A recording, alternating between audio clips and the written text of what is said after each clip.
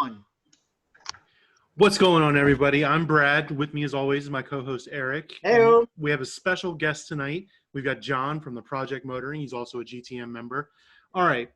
As you might recall, we've mentioned many times before in this show, the constant debate within GTM called, what should I buy? Not an HHR. And in tonight's episode, we hyper-focus on which V8 convertible should I buy. So, John, describe your shopping criteria. So we were talking earlier a couple of weeks ago, shooting the bull, as they say. Hey, summer's coming around. We've all been locked inside for COVID. Maybe we're not tracking so much, but what would be a fun summer car if we wanted to buy as a toy? So naturally, a lot of us have coupes and sedans, and really have their sports cars or anything. So we're thinking, what is a good open air car to have?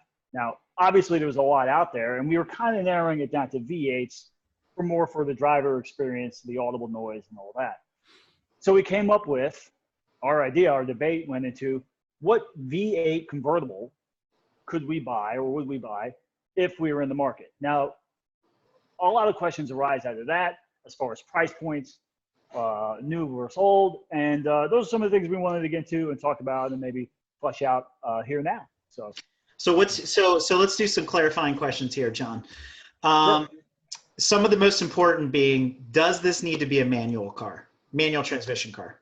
So I would say there is no requirement for that. I actually was thinking of some that are not, because that would be the buyer's choice. So if this isn't going to be strictly a track car, but just a toy car, a street car, just something you want to cruise around in, or if you want to beat the balls off of it at the drag strip or something, that would be buyer's choice. So I have a couple suggestions. That one actually is an automatic, and others may have some as well. Not only is manual extremely rare in today's new and even somewhat late model used car market, but convertible and V8, those are three, I don't want to say dying breeds, but certainly three traits that are hard to find together. Absolutely. So I think in the new car market, there's maybe, cars that are of that ilk and are less than $100,000. I think there's maybe 4 in the market. Mm-hmm. So no, there's no requirement for me. Okay. So my other question then is, could it be an engine swapped car where it didn't start its life as a V8, but it can accept a V8 as a project car? So I would say I would add those to maybe the honorable mention list, because I think the spirit of this car is maybe not so much spending that much time on it. I think once we start doing engine swaps, the sky is the limit, as well as your money and imagination. So I think it's cars that we can kind of turnkey go. Okay. But I am interested to hear some of those ideas, because instantly, you start talking instantly. I mean, you can fit an LS in anything. So it makes it 944 convertible with an LS swap, right? I mean, right. But Brad, go ahead. Brad, go ahead. I can end this podcast right here, right now, Lord. one car. Nissan Murano Cross Cabriolet. Right. Boom! Oh, man. Right. What? Right there. Good night, everybody. Good night, everybody. I'll talk to you all later. So, Brad brings up a good point. Here's something I didn't have on the list, but just your Nissan Murano makes me think of it. What? GT Cruiser, right? No. You know what I didn't have on the list, but it absolutely meets the criteria we're talking about? A Ford Bronco. Convertible. So that V8, was I didn't actually have those on my list. That was actually one of my clarifying questions. Did it need to actually be a car, or could it be a SUV or truck of some sort, or truckette? I think open air motoring is open air motoring. Okay. I mean, if you wanted to have an aerial Atom with the Hayabusa V8 in it, there you go. You can certainly bring that up. I don't know if that's a very viable car. You do have a price point, though, right? What is your... Right. So we're thinking this is obviously not going to be, or it could be a daily driver, but certainly not in the Northeast. It would be difficult. I mean, for the more brave, they can do that. That's going to include some tire swaps for winter tires, different set of wheels. And now we're getting into different things. I mean, if the spirit of the car is it to be a toy car, it's generally going to be not primarily a daily driver. or maybe a seasonal driver. So I would say it's probably going to be on the cheaper end of things.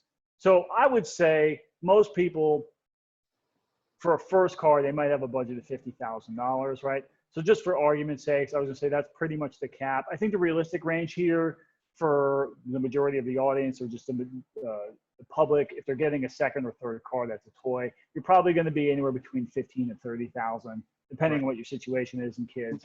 But I think anything with an asking price of 45 or 50,000 market value, there's going to be examples where you can find them for 35 or 40. So. Exactly. And just to clarify, who is the we in this equation? You keep saying we. Right. Just to see, is this with your dad or your mom, or who's the we? Is it with Arrigo? No, I think we in the conversation is mostly some of the people talking about the topics and trying to flesh out. I wasn't sure if you were doing this with a group of people. No. So I think it's just mostly just some of what we were talking about before in preparation for this. And I think some of my suggestions are actually going to revolve around different buyers, and I'm going to point that out because there might be different cars for different folks for different situations that might be better or others.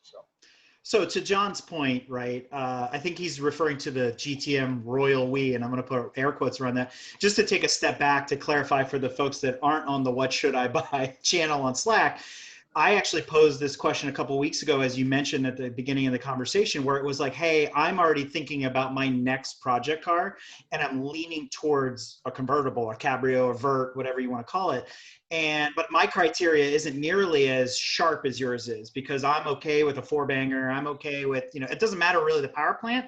I wanted something fun, a little bit stylish, but I'm also a lot cheaper. So for me, I want to chop that last zero off of there and go, what can I buy for $5,000? Right. And then by the time, knowing me and how, kind of anal retentive I can be about the build. Yeah, I'll probably end up being close to 30 by the time I'm done.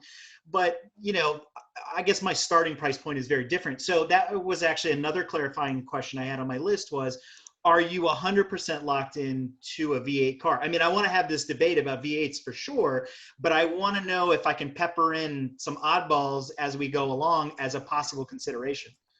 So I had a couple thoughts about that too. Looking at the market, a lot of the new cars are actually 6-cylinders or 4-banger turbo 4s, or even turbo 6s. To replace the 8-cylinders. I think NA motors in general with emissions and fuel regulations are dying. So again, it's going to really limit both if you want to buy new, because if we're talking up to $50,000, you can go buy a lot of brand new cars and then some, if not two of them, some of these. I would say I certainly want to discuss the best options for that engine be damned once we kind of flesh out a little bit there, because I think there's a lot of strong contenders.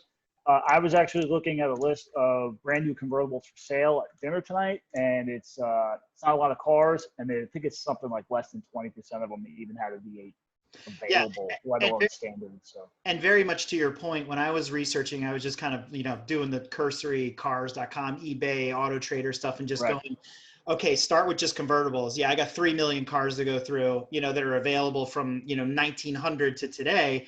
And then I start adding a manual transmission and a V8 and this and that and the other thing. And by the time I was done, I was like, I got 500 cars to pick from nationwide. So it really narrowed it down. And that's why I wanted to make sure that, your search criteria was a little bit more open to suggestion, because that can bring in some really interesting cars in that price point that you've brought up. So, and I know you suggested one this morning, so maybe we start with that. Okay, so we were talking earlier, and I said, you know what? I was looking at, I was kind of thinking about this, and I said, okay, so here we are. We're going to go in the very strictest interpretation of our own rules. So we have a budget of between $40,000 and $50,000 or less. We want an open air motoring car. We want a V8, right? So what is the purpose of this, and why are we looking for it? Like, what started the conversation? And the conversation was like, what's a good driving experience outside of what we're normally used to, cage cars or on track or everything. Right. So obviously convertibles or Targa, just we'll call it open air motoring. A little more of wet noodles as a chassis, not necessarily known as sharp as some other vehicles, right? And then something, okay, why are we like hung up on V8 for sound, right? We want that audible driving experience that the V8 pours out. So when I'm thinking open air driving experience, back road bombing, in the $40,000 to $50,000 or less range, I said, yeah, you know what? How about a 1989 to 1993, 94? I believe they ran up to 95 Ferrari 348, right? So the 348s are in a weird spot. They're still a 4-valve motor before the 355s, where they became with valve lash adjustments. You do have to do the service out, the engine out for the major, but maintenance aside, which you can skim away with, it's 300 some horsepower. You can get a convertible or a Targa. It's like 8,900 RPMs or 8,500 RPMs. They absolutely scream. They sound awesome, shrill. Sounds like a bike or an F1 car going down the road. Very Miami Vice. I mean, to this day, it's not the most prettiest Ferrari, but it's certainly one where it's quintessential Ferrari. It went away from the 308 and the 328, and the fact that it's kind of like the baby Testarossa with the thing. So it's one-off styling almost. The 355 after that went back to a little more classic lines. So I think the 348s are at the bottom of their price point, much like a C5Z will be. I don't think they're ever going to get cheaper than they are now. You can get a driver experience quality car for probably between 30 and 45. I mean, it's not going to be pristine. It's going to have 30 to 50,000 miles on it. But we're driving the car. We're not looking for investments, right? Here's the problem with the Ferrari, right? There's two types of people. It's a Ferrari. That's the problem with the Ferrari. So there's two types of people who are going to buy the Ferrari, right? Especially with 348. One, someone who knows nothing about cars but wants a Ferrari because it's a Ferrari, and that's what they can afford. So outside of maybe like a Mondale or a Mondial, they'll go out and buy. I just threw up a little bit in the back of my throat. Yeah, exactly. They'll go out and buy any Ferrari they can afford because it's a Ferrari. Now, if you look at 308s, 328s, 355s, and even 360s, the 360 is a little more. A 355 with a rough life or history is about the same price as the 348. And 308s and 328s or 348, ironically, they're all about the same mileage. They're all the same price right now. They're all between 30 and 60,000. The cleaner ones are more. The ones you don't want to deal with are less. The ones that are drivable and serviceable are in that range. So literally any car you want to buy from 1980 to like 1994, you can get yourself a Ferrari for $50,000. My suggestion would be the one with the most horsepower and the newest and most modern chassis. Anyone who drives a 348 or reviews it says it's absolutely amazing. Now, with that being said, let me circle back. First person buys a Ferrari, doesn't care. It says Ferrari. It sounds cool. It looks cool. I know nothing about the car. I'm going to pay someone to do it, and I just want a Ferrari. That's your buyer at $45,000, $40,000. The second is someone who doesn't give a crap about the prestige or the fact that it's a Ferrari so much as the brand, as much as I want a car that's open air, handles awesome, very European styling, mid-engine, screams, a lot of fun, small. It's manual steering. There is no power steering on them. They're really the big go-karts at the time, because if you ever look at the 348s, they're actually really small. They are it's a great driving experience. And they're an acquired taste. And I think you and I share that as the oddball that actually appreciate the 348 styling, because I enjoy them. They're very subdued. And I remember when the 348 Competizione came out, and I really liked that car because it was slightly wider, with the flares and the big wheels and all that. And it's I don't know, it was the proper evolution, because I thought the 328 was such a letdown. And we all fell in love with the 308 because of Magnum and kids of the 80s and all that kind of stuff. But that being said, it's still a Ferrari, right? But I think we can give you some options. I mean, it does check all the boxes, right? But there are a lot of other cars that check those same boxes and actually cost less and are less maintenance and less burden. Certainly. So you don't casually buy a 348. You seek it out. So either you want the drive, you're all in on the driving experience and cost be damned, or you're all in on the brand experience, cost be damned, right? There's no middle ground with 348. I will agree with you. I would love a 308. I was lucky enough my father had one. I grew up with one. I wouldn't touch a 328. And the 348, even though it's the same car, is like completely different in my mind because it looks like a little baby Testarossa. And the 355 is just in another world as far as just maintenance and performance. But yeah, so I think if you were dedicated to have one or the other, don't you lose the gated shifter in the 355 though? It doesn't. No. So what you lose in the 355 that you don't have in the 348 is the dogleg shifter. So they're still gated, but the 348 is a 5-speed and the 355 is 6-speed. So instead of having 1 and then 2, 3. You have your traditional 1, 2, your H-gate. So not to diverge too far off, because we could probably have a whole episode about Ferraris alone, but which one was the first one with the little joystick shifter? So the 355 is a transmission that debuted the F1 transmission. It's pretty terrible. Ate up clutches. The 360 also had an F1 transmission. They got better, but it's still very terrible. The 430, I believe, like 95% of them were the whatever version of paddle shift they want to call it. So if you find a 430 that's an actual gated shifter, that's going to be the big car that they're appreciating value. They actually cost more than the new Ferrari right now. And then the 458 are all automatic. Now, I'll say this, though. The 348, I don't like it as a convertible. That's just a personal thing. I think I would not get a Spider. I love it as a Targa. I'm not a big convertible guy in general, unless it's a hardtop. But yeah, go ahead. So Targa brings up another thing that we can add. Are you considering Targas as the open air experience? Some people say they're not. Some people say they are. So for the purpose of this exercise, you are including Targas. Yeah, I would, because I think the Broncos and stuff like that would fall into removable hardtop. Let me give you a counterpoint to the Ferrari. Like, I see the Ferrari as too far out in the extreme. Like, I would never recommend that to somebody in our group to say, hey, you want a convertible to go have fun and take your wife out or your girlfriend or whatever, your significant other, or your dog. I don't care, right? But the point is, like, it's not a car I would just foist on somebody that didn't have the means to really appreciate it and take care of it. So the opposite extreme of that, because I was digging in and looking at the price points, Model A Ford Roadsters. Right. There's a bunch of those kinds of old hot rods that are actually cheaper than the Ferrari. They're a lot of fun. They make a lot of noise. A T-bucket. Yeah, exactly, right? But they also have the same problem as the Ferrari in the sense that you have to be able to appreciate those cars, maintain them. They're usually a hodgepodge or potpourri of like, this Ford actually has a Chevy motor in it from 1990 in a 1948 chassis. I'm just making those numbers up, but you understand. From a dump truck. Right, yeah, but you understand what I'm getting at, right? So you can't go into those cars blindly either. Yeah, I'll agree with you, and I think I'm just going to rehash my point before. I think my example, and now yours with the Model T or a T-Bug that I think is a fantastic example, is that you are not casually going into that. Like, that's something that you're like, hey, this is what I want for any reason, whether it's the cool factor or maybe you understand the engineering of it. So like you said, it's either going to be a nightmare and you're wrenching on it and it's awesome, like a Factory 5 Cobra or anything like that, or you're just buying it because it was cool.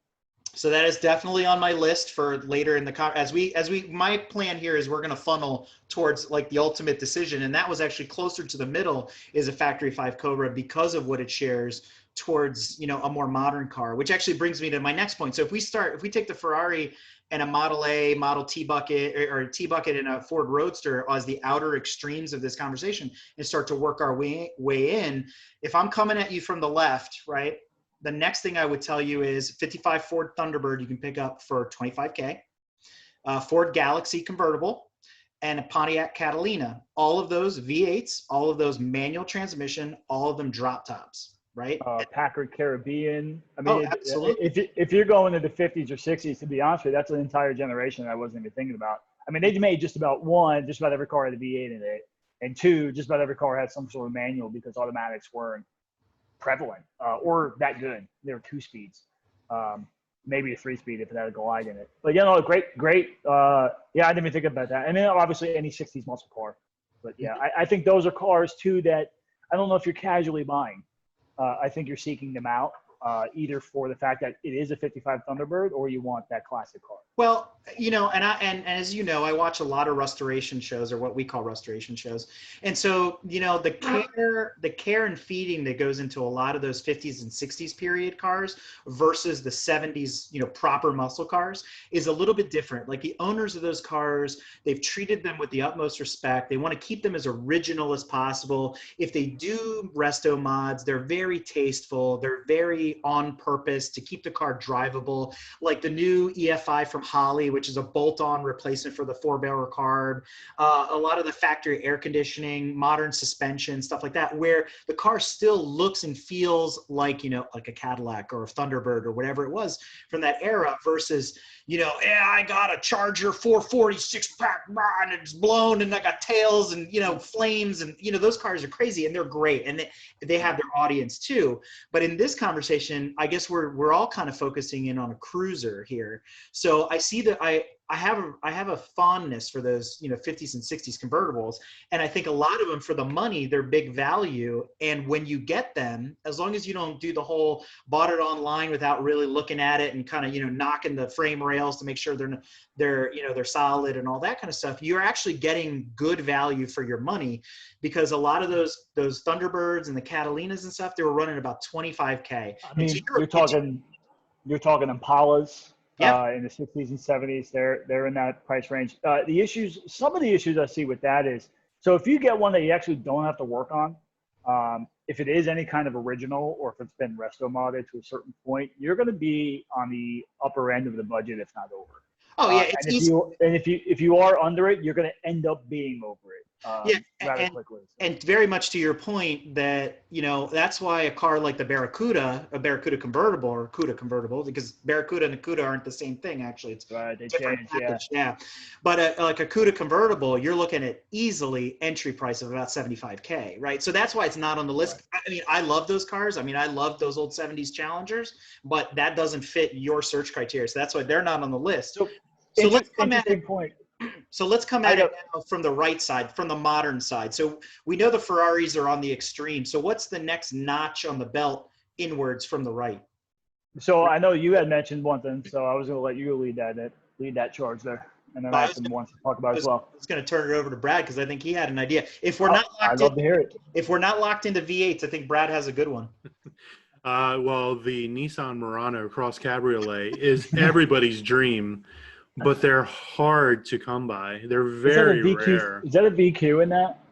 I believe. I think so. So it's did they put the 37 in it? So that's it's got some power. Right? Yeah, it's got the prestige. All right, if you're getting a Murano Cabriolet with a VQ, I'm buying an HHR and cutting the top off.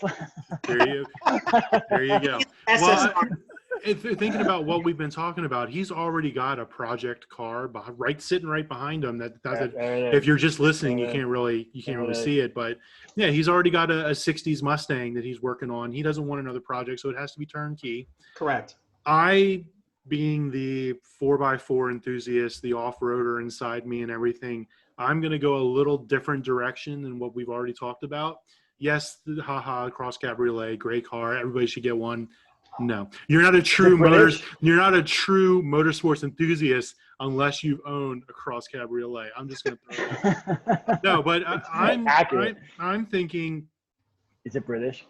No. Yes, it is. Is it a Jag?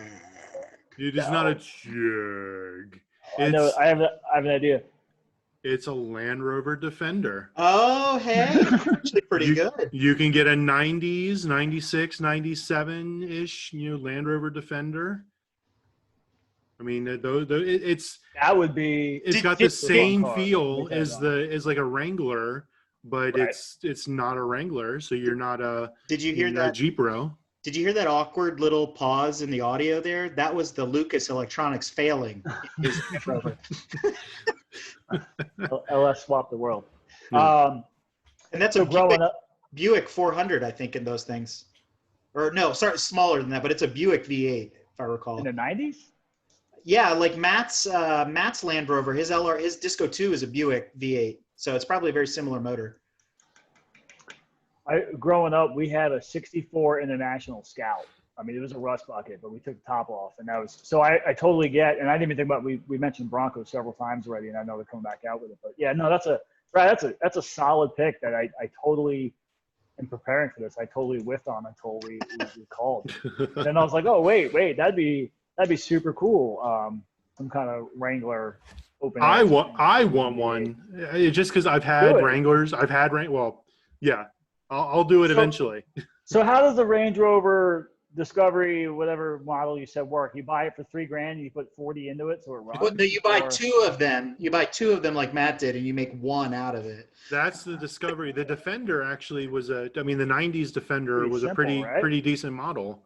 They're very rare because they didn't bring very many of them over here. Well, So it's older that than means they're 25 very years old. expensive.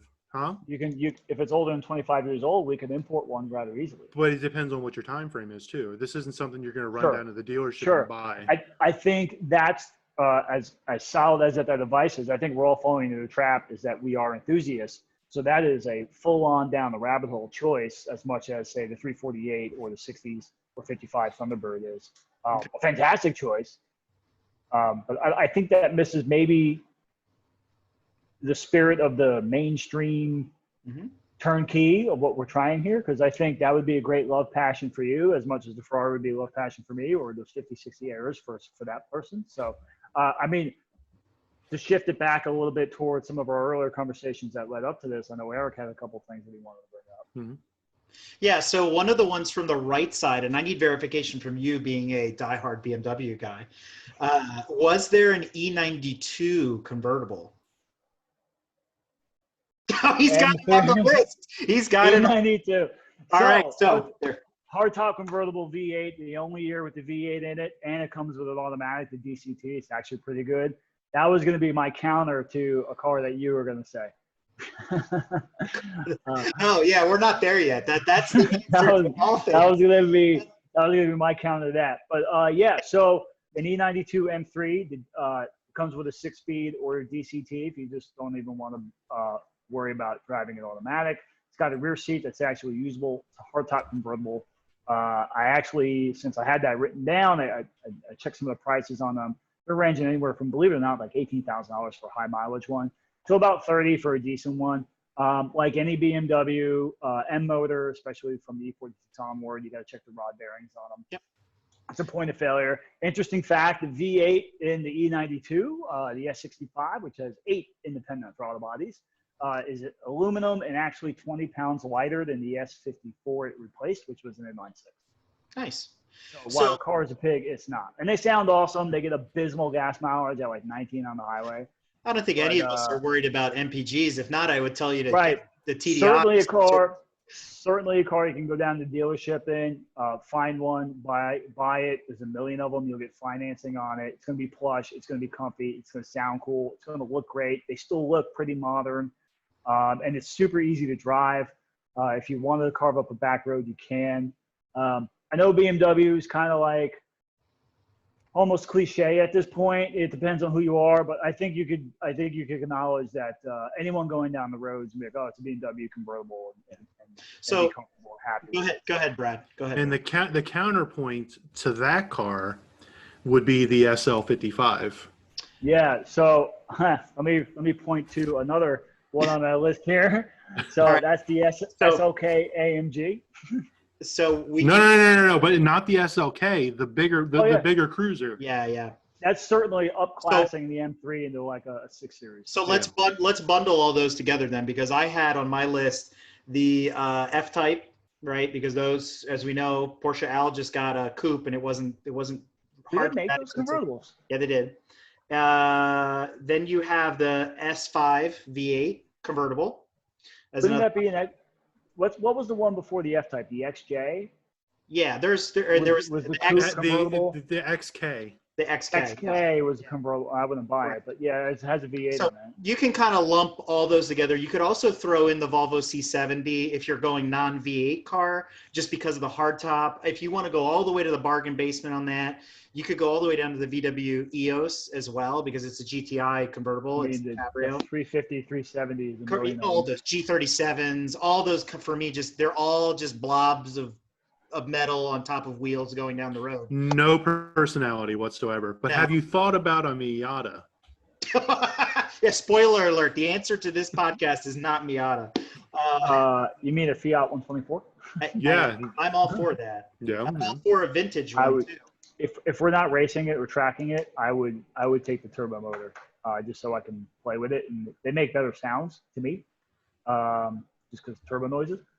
I think the Miata, they come with a decent automatic now, right? And a hardtop. So, I mean, certainly you can get in and go. I think a lot of people are going to shy away from how small it is if they're just looking for a little, I say how small it is and I say little, but I think what we were kind of lumping together as far as the luxury GT Boulevard Cruisers, I think really that's going to be the majority of the picks for the, hey, I just want something to cruise around in. I'm not going to track it. I want it to be sporty, but I don't care if it's actual sports car. So let's still come from the right for a minute before I start going super vintage on you. What about the Camaro? The new ones? The current Camaros, Gen 5, 6, I guess they are, convertibles. And they came in a 4-cylinder and V8 options. Yeah, so they got rid of the 6-bangers. Same thing with the Mustang. Mustang's got a 4-cylinder turbo and the Coyote, and the Camaro is doing that. You got to be careful, though, because a new Camaro, especially like the 2SS or whatever the top-level package is actually the same price as about a base Corvette.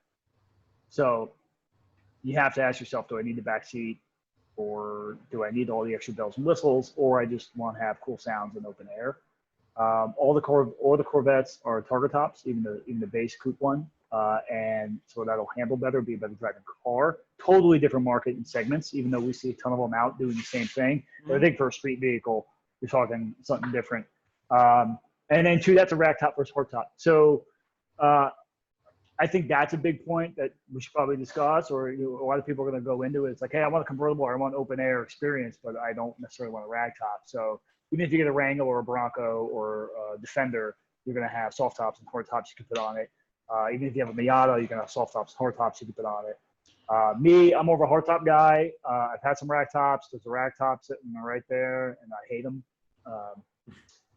They leak. And it's kind of funny because I feel like the hardtop convertibles are this weird way of trying to have your cake and eat it too. And it just, for me, it doesn't work. If it's going to be a convertible, you need to be able to reach up and throw the top back as, you know, while you're going down the road and not worry about, you know, all that other kind of stuff.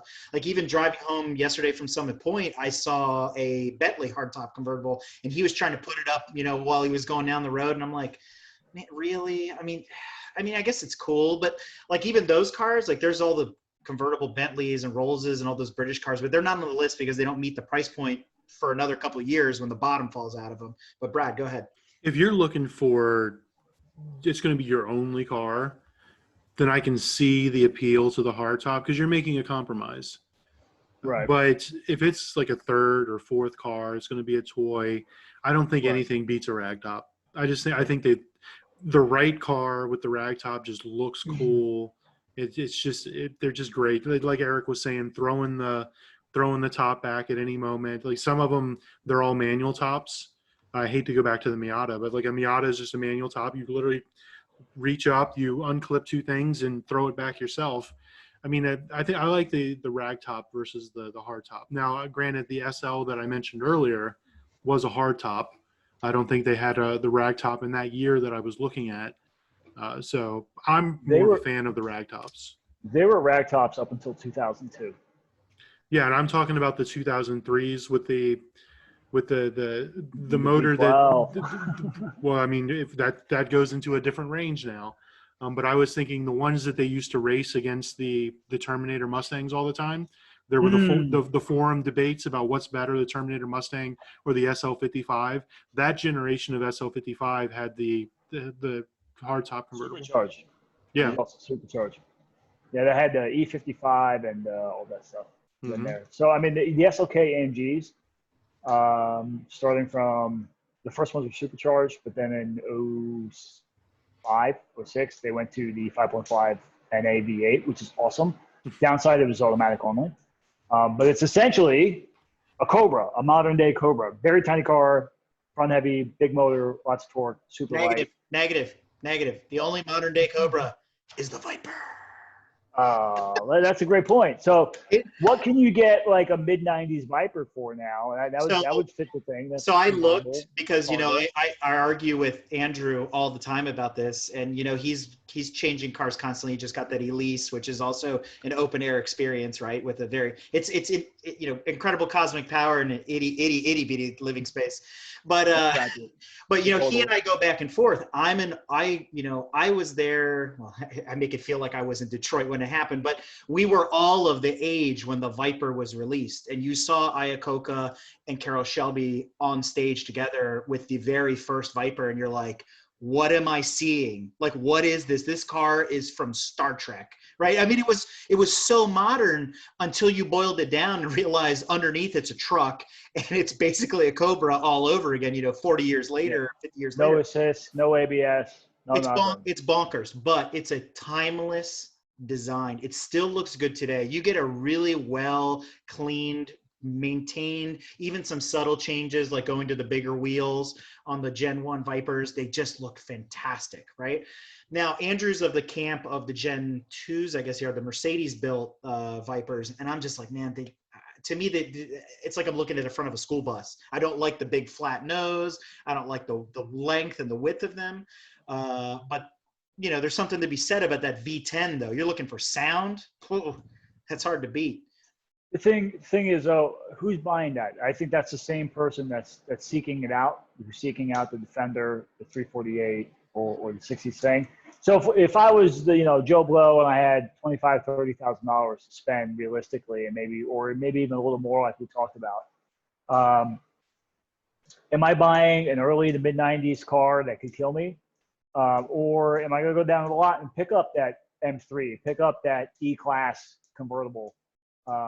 Which is a rag top, that could have a V8 in it. I mean, it's true. It's a tough sell. Or I could buy a brand new 4-cylinder Mustang, but I know that's why we were saying V8 for the experience. Yeah, exactly. But that four-banger makes more power than the '90s Mustang anyway. So especially with the power pack, yeah, absolutely. Hey, even stock, certainly. So the thing about the Viper though is, if you look at the price point of the Targa Viper, which it comes with its issues, right? If you really dive into those cars, they don't have windows. The door handles on the outside don't exist. That's why you really don't have the window. You got to be able to reach in there to do stuff. They're quirky. They're not fully thought out until they hit about 97, 98, 99. At that point, you're already about 5 years into the run and the build of that car, because the GTS Coupe had come out, and so they made all these changes to them, and then those changes kind of trickled down to the Targa until they finally got rid of the Targa.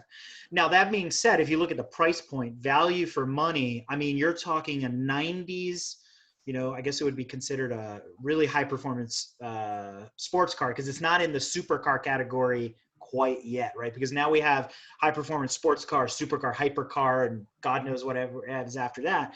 But you can pick up a Gen 1 Viper for about 25K all day long, right? I mean, I've searched for them. I search for them on the regular just because it helps my boyish fantasy. But it's one of those cars that for 25K versus the Ferrari that we started talking about, I can buy two in comparison, right? And have a parts car if I needed it. So for me, being a wrench turner, I'd be okay with it. And I kind of want that brutal experience that the Viper brings. Like, it's like, come on, man, send it. I want you to try to kill me. But I want to, I guess, secretly, I want to learn to tame that car. But, we'll get there eventually. That's probably a topic for another day. But I still think the Viper could be a contender, but it's a very long reach for that everyday cruiser, jump in and go have fun car, because I think there are some maintenance issues there with the car longer term.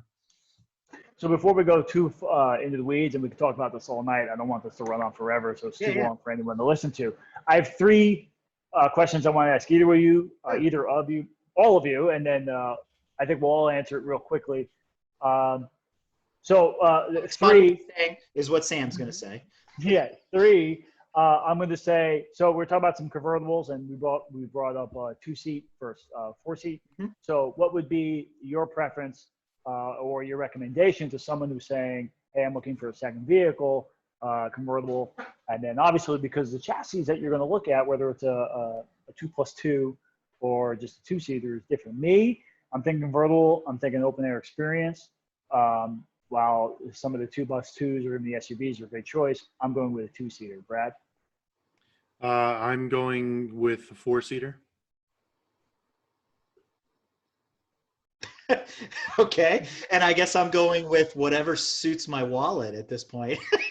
I'm not partial. I don't really care. You I could, have some I preferences. think you could find things that fit the wallet in either category. I Yeah. mean, how about Eric personally? What would Eric personally? So there's a difference. If I'm recommending for you, like I have something in mind that I think fits all the criteria, and we can talk about that towards the end of the segment. But for me personally, if I'm just buying for myself, cars in that category, the Fiat 124, both new and old. I'm a big fan of the 914, but then I already have one, so it's like whatever. I like the 911 Targas, but I'm partial to the 964, which is your 1989 to 1992 timeframe with the 3.6. I'm outside of that. I'm actually okay with the Mark III or Mark III.5 VW Cabrios, the ones that look like a Mark IV, and they're actually not, because a lot of guys do VR6 swaps on those. They're a lot of fun once you get them straightened out, all that kind of stuff. But even the back seat on that is tiny. Yeah, I'm not, but I don't care. I could put the kids in the back still, but I'm not putting 4 grown adults in that car. Another one I actually enjoyed driving, I got a chance to drive for a little over a week while I was in San Diego, was a convertible Beetle with the 5-cylinder. As weird as that sounds, that car checked all the boxes. It was the simplicity of, crank the handle, throw the top back, plenty of power, plenty of torque, came in a manual, decent gas mileage. It was a great everyday car, if it was just you. So Missing 3 cylinders. Yeah. Outside of that, I am a big fan of the 94 Audi Cabrio, the one that looks like the Coupe Quattro, but they chopped the top off of it, which it is basically the same car. That came with a V6. Sadly, it has a terrible automatic transmission strapped to it, but that's easily remedied. I think in addition to that, I think the only other Two or 4? 2 seats or 4 seats? Me? Oh, I don't care either. I'm fine. Okay. But let me clarify why I said 4, since there was that awkward silence. You all were expecting me to say more, and I thought I was just answering a question. But yeah, anyway, it's fine. Yeah, I answered the question. That's all I was required to do. But for anybody that doesn't know me, I'm 6'4" and 300 pounds. So most of the 2-seaters, I'm not going to fit. I don't care how far the seat goes back or whatever. I'm not going to make it. So I'm looking at the 2+2. At least gives me room to put the seat back a little further, and to go with what Eric was saying. If I'm going to list some of the convertibles that are on my hot list, the Defender, the Wrangler are the 2 biggest ones, because right now I'm on a big 4x4 kick, and I miss my TJ. Really, I miss it a lot. That'll go into another segment, in another podcast later. Also, funny enough, I want like a 70s Beetle convertible. Yeah, the Super Bs. Yeah. And then I want a 60s Impala convertible. So if size wasn't the issue, Brad, let's just say theoretically you didn't have fitment issues. I mean, or the cars that you had, or you've been in 2 seats that you have fitted. I mean, what would your preference be for yourself? I think his preference would be to be 6 inches short. Yeah, no. I don't think he'd give that up. No, I want to be taller. No, my preference is still 4-seater. Okay. I'm still leaning. So my second question on the 2 or 3, I'm going to ask you guys. We'll start with Eric. Some of the cars that we've listed, obviously we're talking about experiences, and open air has been the big thing. But we'll go back to kind of why we pegged ourselves on 8 cylinders. It was for sound. So I'll open it up to non-8 cylinders. But of those things, what would be, especially the ones we've talked about, but this way we don't have to bring up something else. So what would be a motor that's like, hey, listen, that's just got a very distinct sound. I think I have some ideas where you're going to go. Yeah. I mean, the first thing out of my mouth is going to be VR6, just because, it's in the blood. I don't. So that was the other. There were two other cars on my list that I didn't mention, and they're basically the same car, right? One is vintage and one is modern. The Carmen Ghia convertible, which I adore those cars, coupe and convertible, and the TT, right? And I already have a coupe, so it'd be kind of cool to have a convertible. The sound of the 1.8 turbo, if you get the right exhaust, something from maybe from Tectonics or something like that, they actually sound really good. The stuff we run at the track, it's loud for the sake of being loud, right? So the VR's got a great sound, but if I had to really funnel in on a car, especially 8 cylinders. on 8 cylinders, I'm going there, right? If I had to be reasonable about my purchase and say I want something fun that checks the box, there are 4 or 5 cars on that list, right? Fox body Mustang, because the 5.0 back then sounds fantastic with a proper exhaust. And I would actually venture to say the C4 Corvette convertible, even though styling wise, it's still very Knight Rider, and that's fine. But the C5 convertible is another option because those motors sound great. You could also, if Brad's like falling out of his chair because I'm recommending a Chevy. Nobody chooses the Barbie Corvette willingly. What the heck is wrong with you? Wait. So clarify on the C4. Are we talking the Gen 1, Gen 2 small block, or are we talking like the LT1, the original LT1, which was still technically a Gen 2 small block, but they definitely had the crossfire and the ignition, and they do have a distinct sound. So I would usually defer to Mountain Band Dan to answer that question, but in my personal case, if it was my C4 Corvette, I would probably ditch all that and have an LS2 in it, or I would put a original ZR1 motor in it, right? Something like that, because I can't leave anything alone. Yeah. So, but to add to that list, that factory 5 Cobra, like Andrew Mason has, that is definitely an option because I actually looked. Reader. And Dan Reader, and they come up on the list when you search like cars.com in that criteria that I said, manual transmission with a V8 convertible under 45K, you can actually pick up replica Cobras for under 30. So I was like, value for money, and you want to experience. If you're building one done, you can't do No, it. I'm saying buying one ready to go, right? So for under 30, it's a car that gets people's attention if that's what you're looking for. It checks all the boxes. Now you have to respect that car, and I will say they handle better, from what I understand, than the original AC Cobras and all that kind of stuff. They're 2 chassis cars, I would hope so. And they have some advantages and modernizations and all that kind of stuff. So it's a very much more tame car compared to the original, right? So that's on my list. But to kind of drive the point home, again, being the responsible adult I have inevitably become, regrettably become, I have to argue for the S550 Coyote powered Mustang convertible. I do like the way the Coyotes sound. They have a certain spaceship sound to them that I just love. I don't know what it is. So Brad, what would be a motor, preferably a V8, that gets your willies going the most, of maybe something we talked about or that we didn't? That in an open air experience you would enjoy. Maybe it's a Willys Jeep. The small block. The 5.0 Mustangs are there. I mean, there's nothing that sounds like them. The 5.0 Mustang convertible is just not that crap. Like the early 90s, the Fox body, not that SN95 turd. Ignore the body, it's going to the dumpster. And then an Impala, a 60s Impala with a big block. Yeah. Well, a big block definitely has. Yeah. 454 sounds fantastic. Like a 454, 496. Big old cam, and cam with like 800 lift and something lopey. It's got a nice little lope to it, but it's not like too bad to where it's undrivable on the street.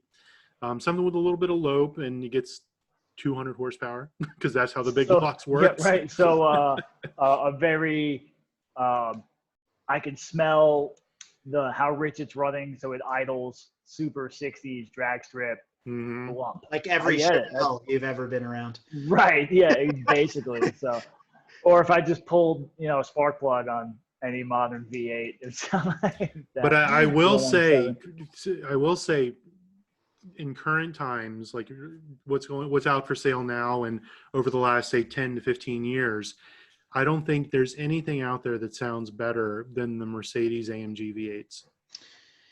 That is a hard sound to beat. They definitely have a distinct thump to them. So my answer is going to be kind of obvious. My original, then I got 2 or 3 runner-ups. So obviously any Tipo, the Dino style V8 Ferraris, because in a 430 it was a clean sheet. It's not the Dino engine from the 70s all the way up to I think the 355 ended in 2000 or 99. So, but the 360s ran to 05 or 04. And those were the last ones of those motors. So any car that you pick there, probably a 355 or a 348, the 355 or the 360 specifically, because they have the 5 valves. So they're 9,000 RPM. They absolutely scream. People in my family have them. You guys have heard it. It's ridiculously loud, but it's so butter smooth. It sounds like an F1 car going down the road. Now, not everyone's can of worms. Sounds like two motorbikes going side by side sometimes. It's a little tinny, a little raspy. Not everyone's into that. I love it screaming. I just think it sounds cool. Kind of why, believe it or not, I like the VQ. So the VQ sounds very similar to that. It's got that certain howl. Even the VR6 has a very rolling howl similar to that. Yeah, it's kind of, the VQ and some of the Ferrari motors are a little more shrill, which I like. I will agree that the AMGs have an awesome sound to it, very smooth. But I will say that the newer Chevy LT1 motors actually sound different than the LSs. I had an LT1 in a C7 Corvette. And the thing that absolutely rustles my jimmies is I remember in, 2014 or 2015, I was down at Daytona for the Rolex, and the C7R had just came out. And I'm listening to it go by, and for some reason, it could be in a pack of cars, and I can hear that distinctly from everything else. They just sounded like hammers hitting the ground. And I really believe, having one and having heard others, especially ones with exhaust, that the factory LT cars, whether it be the new Camaro or the new Corvette, certainly have that very distinct sound, different from the LSs, which was different than the small block, and more of the style Brad was talking about, the lumpy, but they're still very smooth and they rev. And I think they have a different bass to them. I can't define it, but I think that sounds really good. So it just dawned on me, John. You've been talking about Ferraris. I thought you said Fiero. Isn't that a Targa as well? Yeah, it could. So doesn't have a V8 in it, luckily. Does have a V6. You can't supercharge them. I mean, you can put a Ferrari body kit or V8 body kit on it. Fiero's, listen, we've had a few come out to the track on the rated car. I mean, if you want a Fiat 124, you get yourself a Fiero. Fiat X19, right? Yeah, right. Wait. I interrupt this podcast with a special announcement. Oh, boy. Cadillac XLR. Oh, God. So that was actually the North Star motor. Mm-hmm. It didn't. So the Cadillac XLR, for people who don't know, is hardtop convertible. It's a C5 underneath, even though it was around during the years of the crossover from C5 to C6. But it's a North Star motor, so you don't have to change the oil for, what did they say, like 100,000 miles. It can go without oil. You won't have it long enough.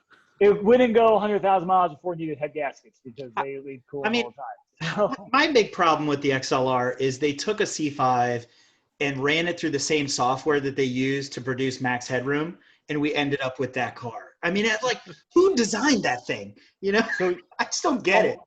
On one hand, you have to look at the XLR and go, what was Cadillac thinking, right? On the other hand, you got to give credit to the XLR. They were going where in uncharted territory, and most importantly, you'll remember Tim Allen came out and was the one who announced this.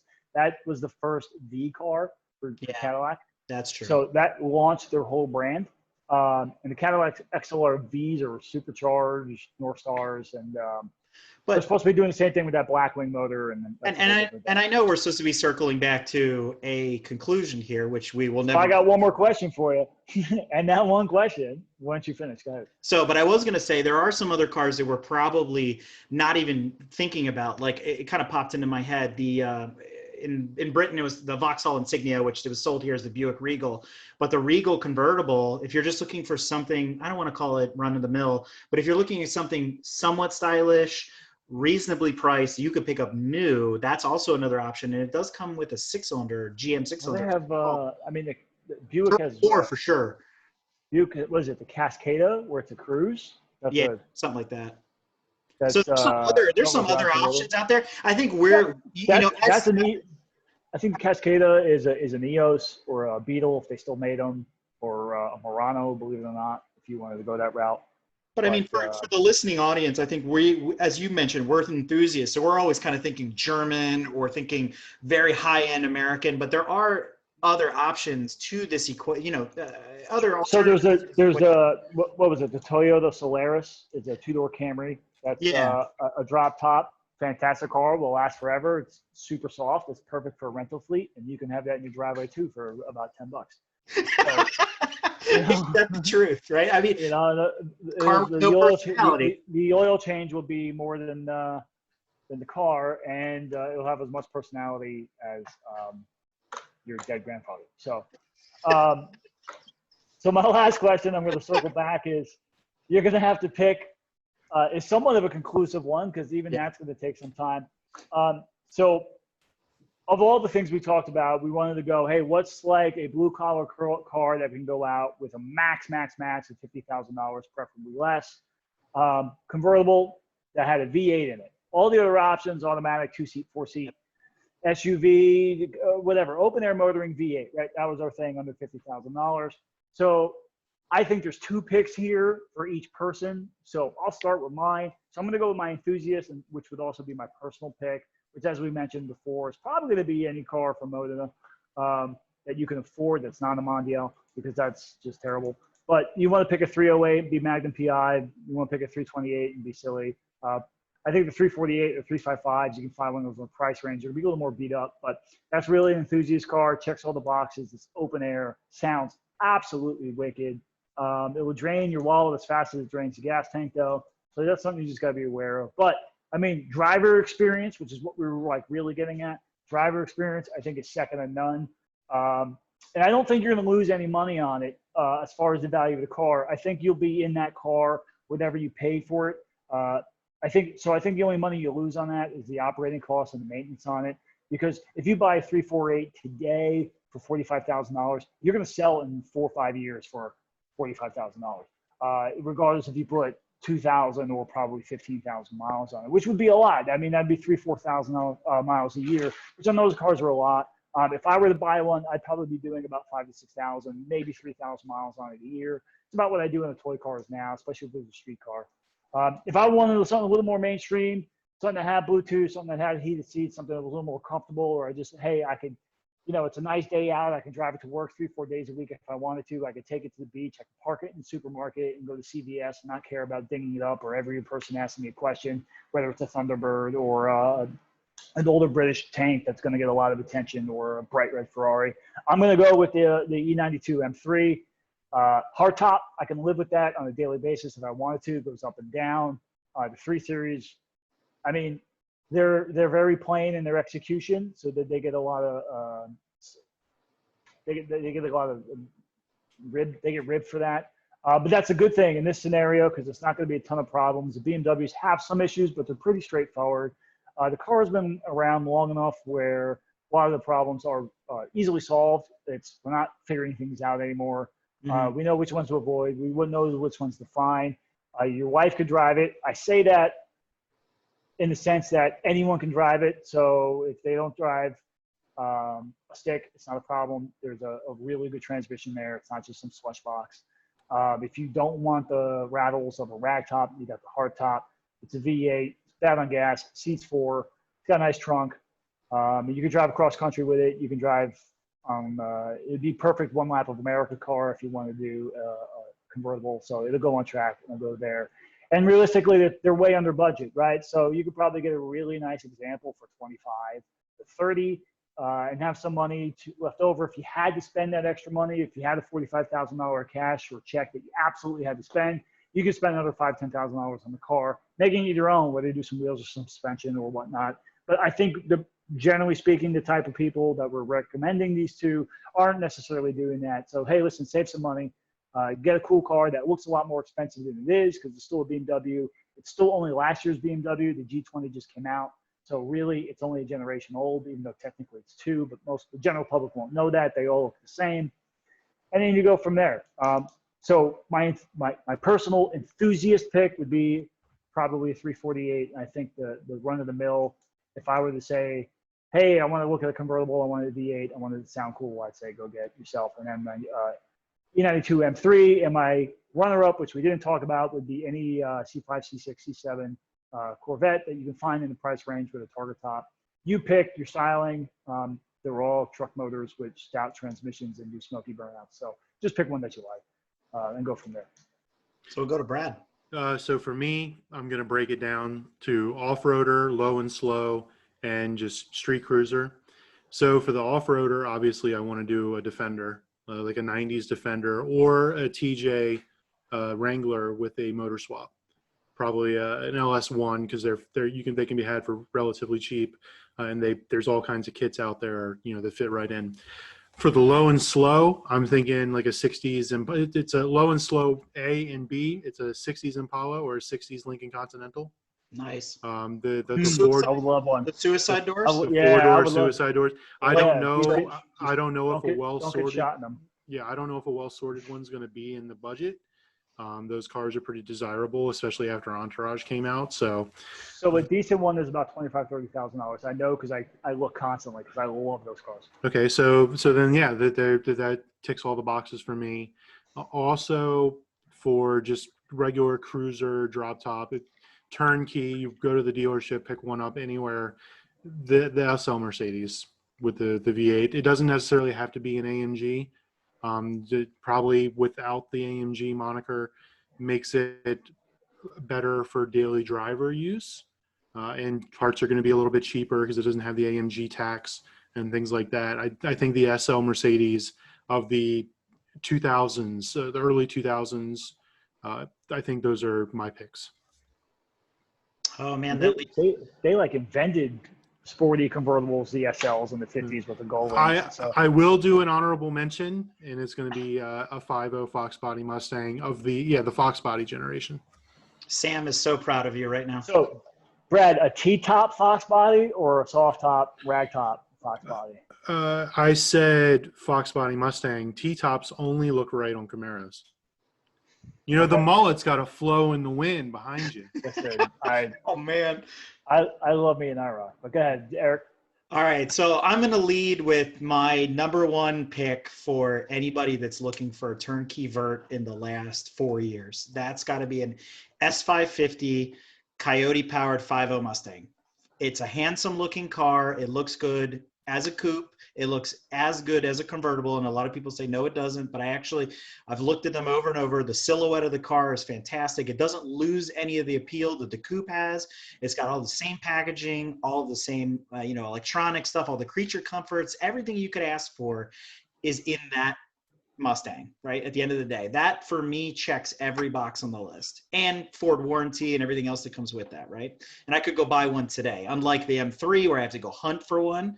The Mustangs are more plentiful. They're everywhere, and the price point is well under the MSRP that you put out in terms of what your budget was. So I think again, the Mustang comes in a variety of colors. If they made a GT350 convertible version, sign me up. With that flat plane crank, you can't beat that sound. I'm sorry. That would be $70,000 or $80,000. Yeah. But you get my point though, right? So absolutely. There's a lot of things you can do with the Mustang. The other thing I look at is I'm not a fan of the hardtop like we talked about. The soft top is fine for me, but the aftermarket following for the Mustang is also much larger than every car we've talked about here. There's wheel packages, brake packages, stuff you can swap. You want body kits, you want wings, it doesn't matter. You want bling, it's available, right? So I also look at it from that perspective because everybody wants to personalize their car. The E92 M3 is an example. It's a solid car. It's a solid choice. But you're limited in what you can do. And you're also still running around in those kind of German circles of if you can't get the parts from Bimmer World or ECS, it's the only place you're going to get the parts from, right? Ford, I can get parts for that car and maintain it at every 7-Eleven in every state, right? It doesn't matter. You could buy a Coyote from Walmart. Right. Personal, this is the car I have to have because I'm having an absolute midlife crisis. There's really 3 of them in that category for me. The Factory 5 Cobra, the Dodge Viper Gen 1, and the Fiat 124 Abarth, right? But that's a personal guilty pleasure. I'm losing my mind and I have to have a convertible car. All of those fit those price points. But if I have to stay true to my roots and pick a VAG product, I would get an S5 Cabrio if the manual is an option, I would do it with the V8. but I have to have the chains fixed, right? And the chain guides fixed. Immediately. Right. Immediately. It's like a 911 with the IMS bearings and stuff, right? So what year did they switch to the supercharged motor, the 3.0? that Like 12, was, 13? yeah, I don't remember. I've separated myself from the B 6, 7, 8, 9, 10, whatever the heck they are now. Yeah. But I just know that, those 4.2 motors, when they're taken care of, they're actually quite reliable. They make good power. It's easy to get 400 out of them, especially if you do like an RS chip and stuff like that. So Those are what, 8,000 RPM, 85? yeah, they spin pretty They're high. up there, yeah. Yeah. And the other thing is you can get them with Quattro, so you can actually use it in the wintertime. So I see that for me, it's also a 4-seater, a 2+2. So you can use that even to cart the family around and use it as an everyday car, even as a convertible. So that pretty much, kind of wraps up my thing. But I would still, if I'm recommending for somebody else, it's really hard to beat that Ford when you really look at it compared to everything else we've talked about here. I think the S5 is a fantastic choice. I know we didn't talk about it much. I'm surprised you don't have one right now. Hopefully I see you this weekend. You might be driving up on one now that we flushed it out and realize how much sense it makes for you in your life. Yeah, right. But no, guys, I enjoyed it a bunch. I know we could talk all night about this. Oh, absolutely. Hopefully we can pick some other topips or get back from everyone else and see what they say. Absolutely. Yeah, So thank you for being on as well. We appreciate you having me. I appreciate being out. So as long as I'm around, hopefully I can help you guys out. Absolutely. And this is a lot more civil than some of the conversations go on Slack. So I really enjoyed this. But with that, let me close with something real quick. I want to make sure the listeners understand, where we are on things here. So as a full disclaimer, GTM's high-level assessment of all the cars we've talked about is based on our member and ownership experiences. And we urge you to do your own research and fact-checking before committing to any one vehicle. GTM is not responsible for your satisfaction, happiness, or overall track experience with the vehicle that you choose. Make sure to visit some vehicle-specific online forums and/or owners clubs for highly detailed and firsthand information on any vehicle you might be interested in. Did John write that for you? No.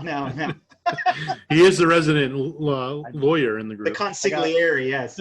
I got one question for Brad. When you're rolling in your 5.0, who are you listening to? Oh, wow. Snoop? No, it's got to be Vanilla Ice, man. You're cruising your 5.0. No, I'm cruising in my 6.4. My 6.4. All right, Dr. Dre. Double dubs. And on that bombshell, I guess we'll end it. Peace. See you all later.